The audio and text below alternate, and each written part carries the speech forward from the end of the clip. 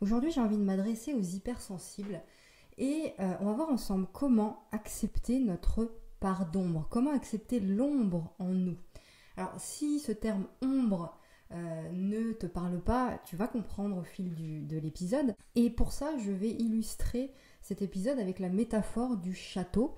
Cette métaphore du château, je ne sais pas moi qui l'a inventée, c'est issu du livre La part d'ombre du chercheur de lumière de Debbie Ford, un livre que je te recommande vivement d'ailleurs.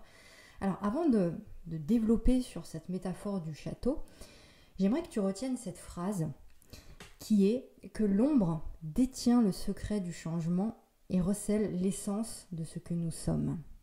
Je répète, l'ombre détient le secret du changement et recèle l'essence de ce que nous sommes.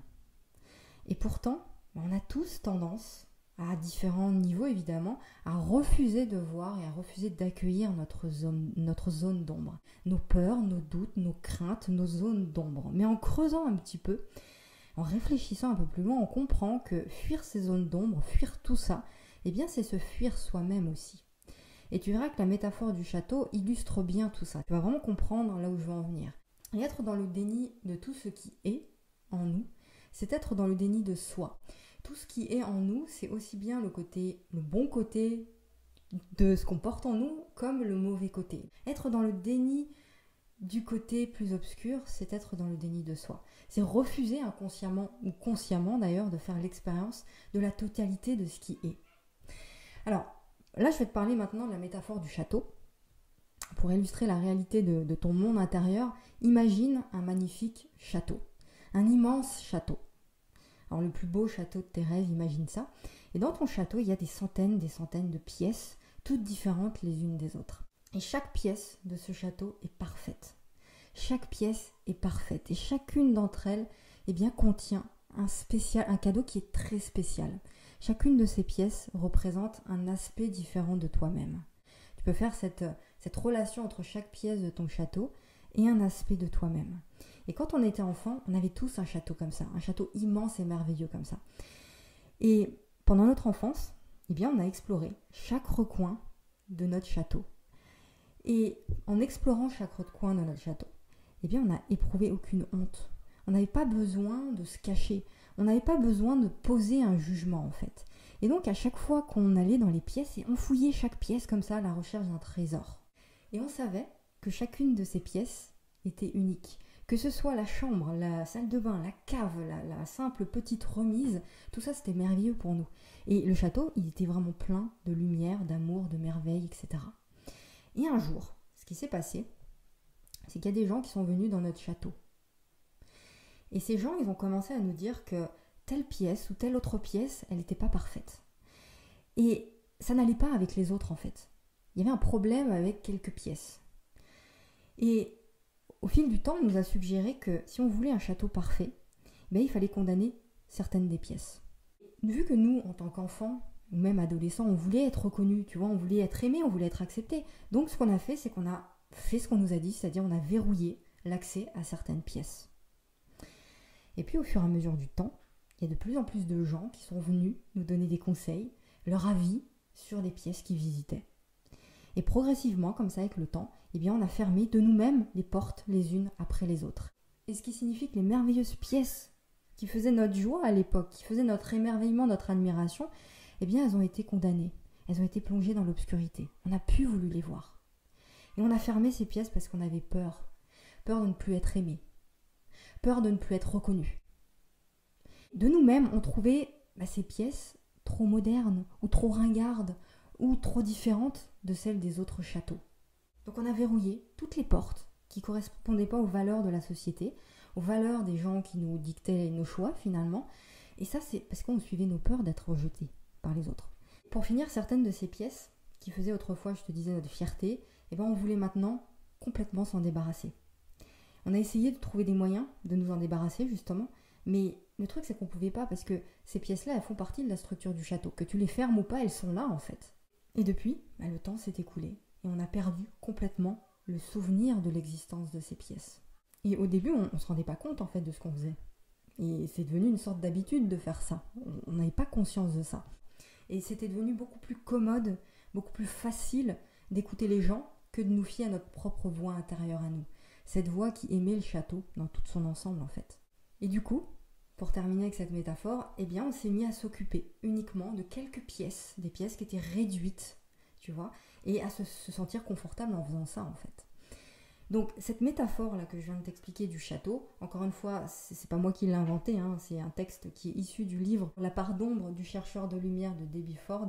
Je la trouve exceptionnelle, je la trouve remarquable parce qu'elle représente ce qu'on vit au quotidien. C'est-à-dire que la plupart d'entre nous, on a verrouillé tellement de pièces comme ça qu'on a oublié le souvenir d'avoir été un château en fait avant.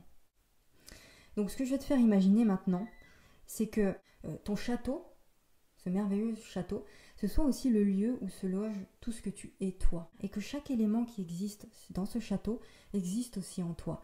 C'est-à-dire que l'une des chambres de ton château incarne la créativité, la joie, la santé, l'amour, l'arrogance, la haine, l'ingratitude, la timidité, l'envie, la paresse, le mal, la cupidité, etc. Et c'est seulement en rouvrant toutes les portes que tu vas pouvoir trouver la clé qui donne accès à ton unicité. Ton unicité, c'est pas que les belles choses. Ton unicité, c'est tout. C'est un tout, c'est la totalité de qui tu es. Donc cette fameuse unicité dont on parle souvent d'ailleurs, quand on parle de créer son activité de cœur, c'est important de mettre en avant ça. Donc c'est pas mettre en avant la plus belle partie de soi, porter un masque et faire comme si de rien n'était, mais c'est montrer toutes les parties de soi, exprimer tout de soi en fait, qui fait de toi un être authentique. Pourtant, là c'est l'inverse qu'on fait, c'est-à-dire que la plupart d'entre nous, on continue à faire semblant de croire que ces pièces n'existent pas en fait. Donc moi ce que je t'encourage à faire, c'est, comme je viens de te le dire, d'aller ouvrir toutes ces pièces-là, de ne pas avoir cette peur de montrer un côté de toi qui n'est pas celle que la société veut finalement. Mais on s'en fiche de ça. Tu connais mon point de vue sur le fait de coller à des normes, de coller à être dans le conformisme. Tout ça, il faut se détacher immédiatement de ça. C'est un travail en profondeur. Tu sais, c'est pas juste être un rebelle par rapport au système ou quoi que ce soit. C'est pas ça, c'est comprendre les choses vraiment en profondeur. Comprendre que en tant qu'être humain, il n'y a pas que le bon. On a une part d'ombre et on a une part de lumière. Et que l'un ne va pas sans l'autre. Si tu désires vraiment changer la direction de ta vie, tu as besoin d'aller voir dans ton château. Et d'ouvrir lentement les portes, les unes après les autres. Pour ça, tu peux te faire aider si tu n'y arrives pas seul. Parce que parfois, c'est indispensable de se faire aider par rapport à ça. Il y a des choses que seul, on ne voit pas, on n'y arrive pas, même si on y met notre volonté. Parfois, c'est pas possible. On a besoin d'un regard extérieur, de quelqu'un qui vienne mettre le doigt là où on n'arrive pas à voir. Donc, tu dois explorer ton univers intérieur. Cet univers intérieur, c'est toutes les pièces de ton château. Te réapproprier tout ça pour découvrir qui tu es vraiment. C'est indispensable. C'est un voyage éprouvant, c'est vrai, mais c'est un voyage qui est tellement salvateur. Pour guérir, pour transformer l'ombre en lumière, en plénitude, en amour. Et c'est vrai que pour rayonner ton message en tant que messager, ce sera difficile de le faire rayonner, de le faire briller si tu renies la totalité de qui tu es. Si tu veux absolument voir que le bon côté de toi. Si tu veux absolument te dire, moi je rayonne quand je suis tout le temps positif. Non, c'est pas vrai. D'ailleurs, j'ai enregistré un épisode du podcast où je parlais de ça. L'épisode s'appelle « Peut-on vraiment être soi ?» et je parle de ça justement. Mais en tout cas, voilà. Donc, ce voyage intérieur, on le parcourt ensemble, jour après jour, mois après mois, année après année. Dans la lettre privée, c'est une lettre que mes abonnés reçoivent en privé dans leur boîte mail chaque jour. C'est un email coaching que tu lis tous les matins pour te motiver. Donc on parle de tout ça. Et ma mission, c'est de t'aider à te libérer, de t'aider à reprendre ton pouvoir créateur, de t'aider à vivre pleinement la vie comme tu l'entends, en mode sur-mesure, ta vie et ton business d'ailleurs. Donc voilà, pour recevoir l'atypique, c'est le premier lien dans la description, je te laisse cliquer, tu vas tomber sur une page et tu auras juste à rentrer ton prénom et ton adresse mail, ou juste ton adresse mail je crois, sur cette page, comme ça tu reçois chaque matin une lettre privée dans ta boîte mail. Je te laisse avec ça. Si tu penses que cet épisode peut aider d'autres personnes, je te laisse le partager sur tous tes réseaux sociaux, par email, un peu partout pour faire connaître davantage notre message au monde.